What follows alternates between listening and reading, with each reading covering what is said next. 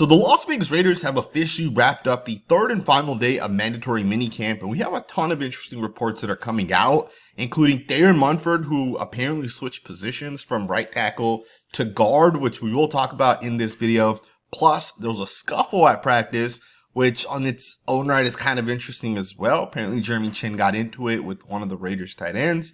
We'll get into that a little bit later on, but let's just start right away getting into what I think could be really interesting, right? So Tashawn Reed put this out today, but this was also something that you could have seen if you guys watched some of the videos that have come out from camp over the past couple of days. Thayer Munford has basically been working in at the left guard position. Dylan Parham has not practiced. He ended up getting hurt, or at least that's what the thought process behind that is. And Sean Reed puts it out there that Thayer Munford has been getting work at left guard in Dylan Parham's absence. He played offensive tackle his first 2 years with the Raiders, but played guard in college. So Thayer Munford, I don't remember exactly which position he played in college. I know he did play both right tackle and left tackle. He may have spent 1 year on the inside as well. But Thayer Munford to me is more so built to be a guard. Right? When I look at Thayer Munford, I look at body structure. I look at what this guy can kind of show us. He's kind of built to play guard. And yesterday, when I spoke to the guy that I speak to at the Raiders minicamp, he had told me that when the Raiders had their first team unit out there, Thayer Munford was the first guy that kind of went out there.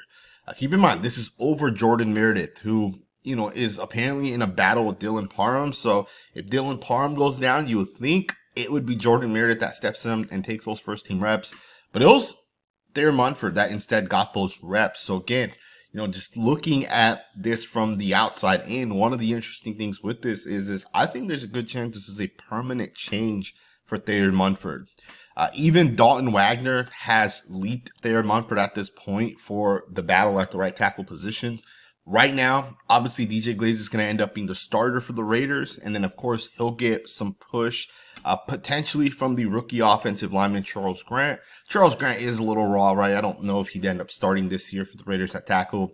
Dalton Wagner would be the next guy up, right? It's not Thayer Munford anymore, right? That battle's over. DJ Glaze has officially beat out Thayer Munford at this point, and even Dalton Wagner at this point has leaped Thayer Munford.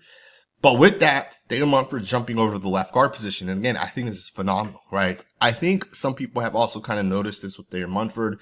I definitely have.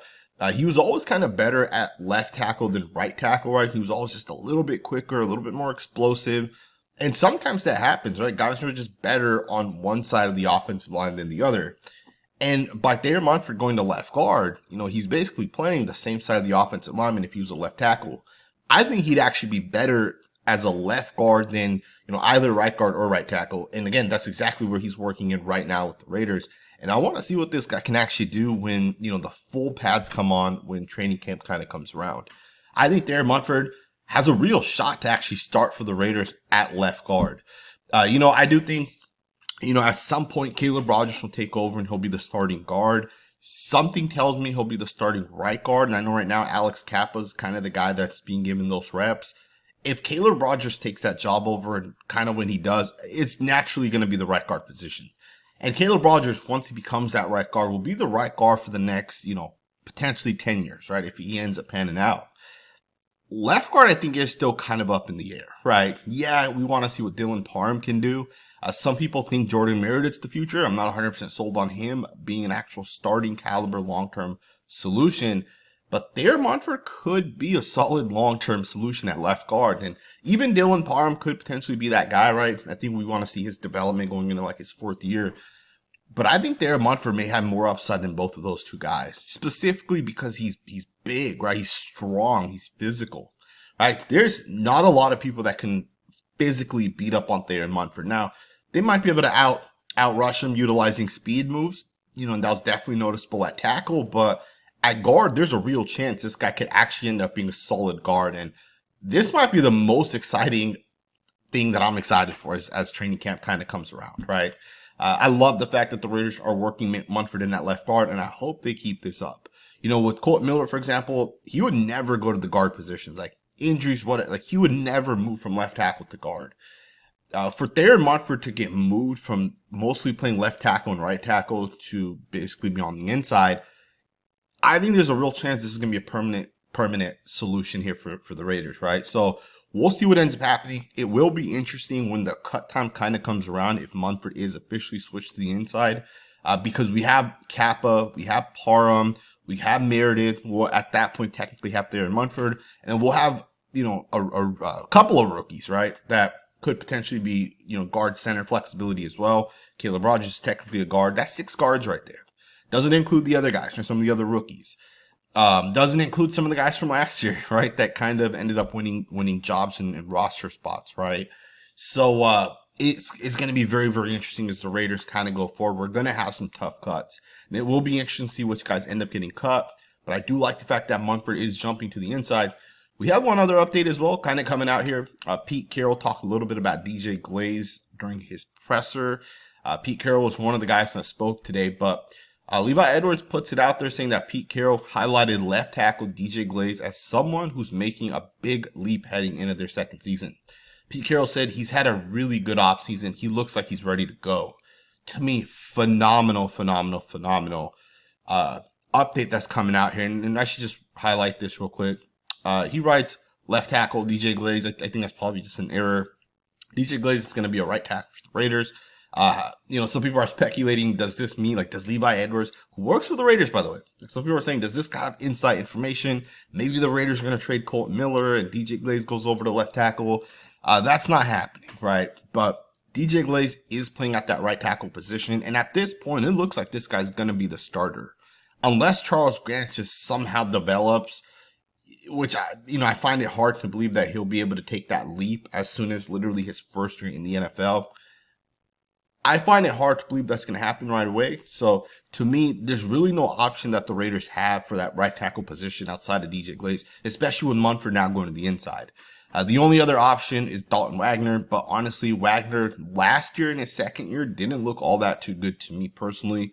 Maybe he gets better in year 3, but I think DJ Glaze still has the most potential and upside. And according to Pete Carroll, this is someone who's taken a big leap going into their second season. Now, obviously, Pete Carroll wasn't here with the Raiders last year, but I'm sure he's watched a ton of this guy's tape. You got to look at every single one of these guys and really figure out which guys need to be replaced and which guys may have a little bit of upside and some potential. And I'm really, really excited to watch DJ Glaze. With Thayer Munford, I was 100% certain he's not going to be a long-term tackle in the NFL. With DJ Glaze, I actually think there's potential with DJ Glaze. I think there's actually some upside. And this year, he can really prove himself, right? He can really, really, really prove himself that he's the future for the Raiders. And he has a shot to do it, right? He's strong. He's physical. He's a really good run blocker. He just has to shore up his pass blocking. I think this year it will be interesting to see if Chip Kelly's scheme when it comes to pass blocking, if there's going to be a lot of 5-man protection, or if it's going to be a lot of chips and double teams and influences by tight ends or running backs. Because and obviously this college is a little bit different, but at Ohio State most recently, and even before that when Chip Kelly was with UCLA, there were a lot of 5-man protections. There were a lot of spread type of concepts. So it will be interesting to see what the Raiders actually do when they get into the season. Are they going to put DJ Glaze on an island? Right? Last year, he had a lot of plays where he was on an island, right? And he played 1,200 snaps last year. So this guy's ready to potentially take that second-year leap and actually have success. So outside of if Thayer Munford's playing left guard for the Raiders, I'm excited to watch DJ Glaze at that right tackle position as well. He definitely has a ton of upside and a ton of potential. Let's switch focus. Let's get away from some of the offensive line talk. There's a couple other reports that are kind of coming out, and this is the type of stuff that it fires me the hell up, man. I cannot lie to you guys. So Levi Edwards saying that Geno Smith is starting to dice up the defense near the end of team period. He ruled out the pocket to find Brock Bowers for a hefty gain, and then put it on a tightrope for Trey Tucker at the back right pylon for a score. And this was apparently over Jacorian Bennett. Now, do keep in mind, I don't know about this exact moment, but Geno Smith has looked really, really, really good, right? According to the guy that I speak to. And I don't know if this moment it was the first team offense versus the second team defense, but today specifically, the Raiders did come out with that approach. Right? They went first team offense against second team defense, vice versa. They went second team offense versus first team defense. And I think it's good to switch it up, right? It makes it a little bit harder for the second team guys, right? Going up against the first team guys. But Geno Smith dicing up the defense near the end of team period. You know, when he hits Brock Bowers on this play, Levi Edwards is saying that he rolled out of the pocket, right? So I'm not sure if that's a true play action bootleg type of concept or if it was a 3-step drop. Whoever he was looking to wasn't open and then he takes off running. Right? I'm not sure if he was creating or if it was a designed bootleg. But he hits Brock Bowers on one and then he comes back and hits Trey Tucker on another one. And some of the other reporters were talking about the same exact play. And they were saying that it was basically like 2 quick plays and it was just a quick touchdown for the Raiders. And again, I spoke about this yesterday as well, which is that the Raiders are going to have drives this year where it's going to just be a quick 1, 2, 3 plays and it's a touchdown. 70 yards in 3 plays. It might be Geno Smith hitting Brock Bowers for 40 yards and then Ashton Jeanty taking it for 50 yards and then they punch it in and, you know, or whatever it is. But it'll be like 2 or 3 quick plays and the Raiders are going to score points. That's what this team is built to kind of do. Right? We have players like Trey Tucker that can hit you on any given play. We have Dante Thornton who's been absolutely balling out of his mind according to the reports. We have Jacoby Myers who's very solid. We have, you know, Ashton Jeanty that will take it on any given play to the house. Michael Mayer is another guy that we're going to talk about here in a second as well. But the Raiders are looking really good on the offensive side, and then you pair up all of those guys with Geno Smith. Geno Smith's going to push the ball downfield. Right, he is not the type of guy that's gonna, you know, check it down or be scared to push the. Like Geno Smith's he's gonna come out and push the ball downfield. So I'm excited. Man. I'm really, really, really excited for the Raiders. I love hearing these reports that the offense is having that success. Vegas Sports Tape is putting it out there that things are getting testy apparently between Jeremy Chinn and Justin Shorter. Chinn is someone you wouldn't want to mess with. This one's interesting because I do agree, right? Jeremy Chinn, generally speaking, massive frame, monster. You know, just the way this guy's built, he's like top 1% the way this guy's built. Justin Shorter, although his name's Shorter, is 6'5". He's not one of those small guys either, right? He's probably a little bit bigger than Jeremy Chinn. But things got testy apparently between these two guys. And I saw one other person talk about this. Apparently Jeremy Chinn pushed him. And then they kind of got into it, and then they got split up. But this isn't the first time that the Raiders had some of this kind of happen. Apparently yesterday, Maxx Crosby got into it with, I believe it was Maxx and one of the defensive linemen got into it with one of the offensive linemen. And this is what happens when you're competitive, right? When you're out there, you're competing. You know, although these guys are all teammates, you know, at the end of the day, Maxx Crosby's close to the guys next to him. You know, Maxx Crosby's brothers on this team realistically are the other defensive linemen, right? That's the group of guys that spend all day together. Maxx does not hang out with the defensive backs or the offensive linemen, right? And that's kind of true for every other position. And when you're competing the way, you know, Pete Carroll gets these guys to compete, the high energy, this is the stuff you're going to get. I expect the Raiders to get into a ton of fights during camp this year. I forget who it was last year. I forget who it was, but it was the guy that ended up making our roster. I think he was from Clemson. I can't think of his name at the top of my head, but he had picked fights with Maxx Crosby and Robert Spillane last year, and it got him onto the roster essentially, right? And we're gonna see a lot of that happen this year, in my opinion, right? I really, really do think that. We got a couple more reports I want to get into. So, I talked about Michael Mayer just a second ago. I said we're gonna get into him, but Michael Mayer is apparently continuing to eat between the hashes for chunk plays. There is not a better report in my mind than this one right here. And Pete Carroll also spoke a little bit about it. He says that, you know, I thought Michael Mayer had a great offseason for us. I absolutely love this report. You know, if you guys just take a step back, right? Think back in that it was 2023 draft. You know, you got all these guys that are coming out. You know, Dalton Kincaid went to the Buffalo Bills. The Packers had a tight end they ended up drafting in the second round. And Michael Mayer. You had a couple other tight ends that were coming out in the 2023 NFL draft. And people are like, Michael Mayer's a potential generational prospect. This guy's different. He's just so much better. He was dominating at Notre Dame for a couple of years before he ended up getting drafted to the Raiders. The Raiders even traded up for this guy, right? We had like pick 48 or something like that, right? Middle of the second round. And we went out of our ways and we traded up to bring Michael Mayer to the Raiders. We went all the way up to, I think, pick 33, 34. And, we went all in for this guy right here because, Josh McDaniels and Dave Ziegler thought this guy was basically the best player available that we're willing to trade up. We think this guy's an absolute steal, especially in the second round. People thought Michael Mayer would be a top 15 pick potentially. And of course, tight ends just aren't valued that high, right? It's why Brock Bowers, probably the best tight end already in the NFL, was literally the 13th overall pick, right? It's just not a valued position. Thinking back, Michael Mayer comes to the Raiders, and we were very, very excited for this guy. And, he was okay his rookie year, but we knew that he missed some time. Some things kind of happened. It wasn't perfect.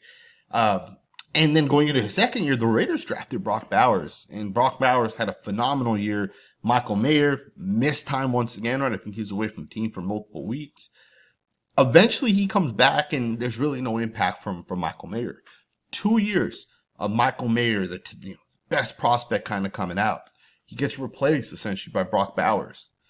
We're now at the point where this guy's fired up, and he wants to prove himself that, hey, I am who they thought I was.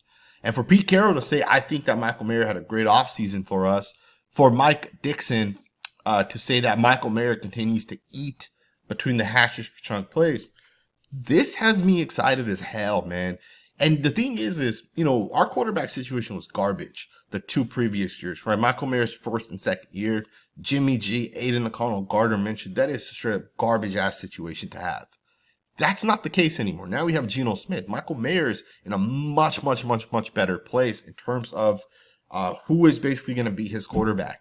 And we're now at that point where he's actually having success, right? He's actually out there eating, apparently, between the hash marks. I could not be more excited for a report, a guy having success, a guy having some positive things kind of happening outside of this right here. I really could not be more excited. And I hope this report actually translates out there in the football field. If there's one thing that I think is going to end up happening this year is I think Brock Bowers' numbers are going to come down. Not because he's a bad football player, but because we have so many weapons this year relative to last year. It's just hard for me to believe that Brock Bowers is going to have the same amount of targets. Now, he might average more yards per catch. He might average more broken tackles per catch. But he's not going to get the same amount of targets, in my opinion, this year. But that's not a bad thing. It's because of the fact that Michael Mayer will have 40 more targets. Ashton Jeanty will have 50 more touches than whoever led the touches for the Raiders last year, right? Dante Thornton Jr. is apparently going to be our best wide receiver, according to the early reports. I'm excited as hell for the Raiders this year, man. I really, really do think the Raiders are going to end up being a really solid football team. And just kind of speaking about some of the rookies, Pete Carroll has been impressed with the rookie class thus far. He hasn't been afraid to throw them in the fire, as Jeanty, Dante Thornton, and Darian Porter have received a significant amount of first-team reps. And Pete Carroll spoke about this a little bit at his presser today as well. He said, the idea is to force those rookie players to play early, and to do that, you have to ask them to do things they're good at.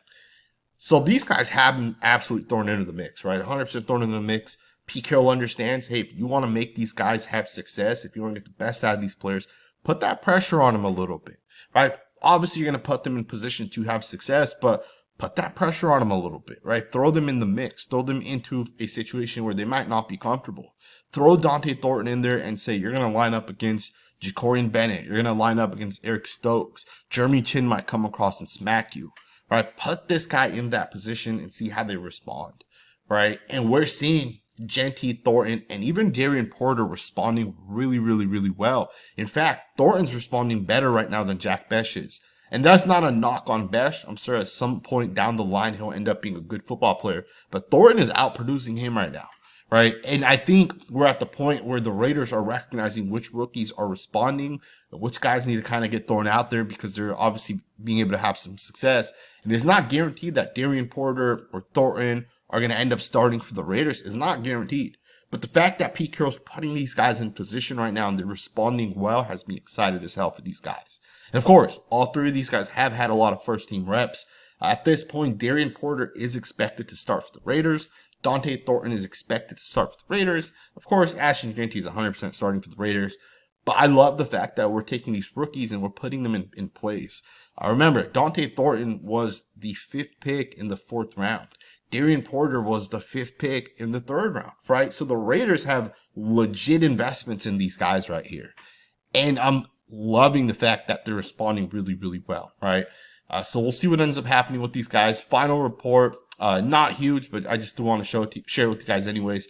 Josina Anderson, a solid NFL insider, said that she was told this morning that free agent cornerback Shaquille Griffin's visit with the Raiders was carrying over into today. Apparently, a league source said his flight was delayed yesterday. So, Shaquille Griffin was a guy that was supposed to be in the building yesterday, and I guess his flight was delayed. Because of the fact his flight was delayed, he's actually in the building today. So, there's a chance that we actually might get the report that this guy signs with the Raiders at some point today, right? He didn't sign, obviously, yesterday, which some people were kind of concerned about. Yesterday, we had Jermaine Pratt come into the building, and he signed. Comes in, same day he signs. Shaquille Griffin came in yesterday as well, and he did not sign. But the update is that he actually wasn't even necessarily in the building yesterday because of the fact that his flight was delayed. So he's in the building today. Again, real chance he might sign. There's a chance he's going to sign by the time this video is posted. So if he is, shout out to Shaquille Griffin. I would love for the former Pro Bowl corner to sign with the Raiders. I think it makes us better. Let me know what you guys think, man. It's here, man. It's here. I know some of you guys feel the same way I feel. When the Raiders, week 17, week 18, when the Raiders' final game of the season happens, from that point forward, we 7, 8, 9 months potentially to wait until, football comes back.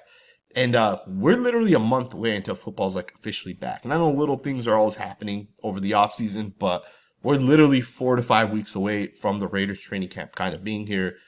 Football's back, man. Let me know what you guys think in the comments below. Hope you guys all have a great day, and I'll see you guys next time with another video.